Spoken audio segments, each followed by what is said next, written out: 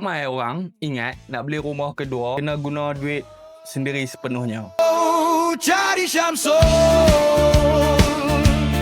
Sebenarnya ada orang guna satu rumah untuk bayar rumah yang lain. Macam mana satu rumah boleh bantu bayar rumah yang lain? Contohnya, kita beli rumah pertama dan ansuran bulanannya 1,000. Lepas beberapa tahun, kita sewakan rumah tu pada kadar 1,200 sebulan. Maksudnya penyewa membantu menampung ansuran rumah tersebut. Bila kewangan semakin stabil dan kelayakan mencukupi, kita pun mempertimbangkan untuk beli rumah kedua.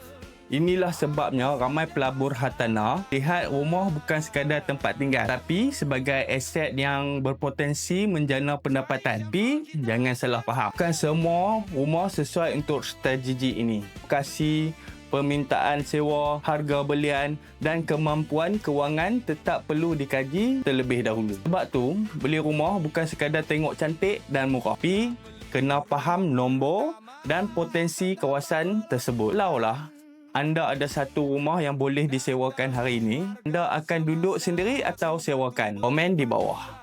Dapat sesuatu? Tak perlu pening kepala, tak perlu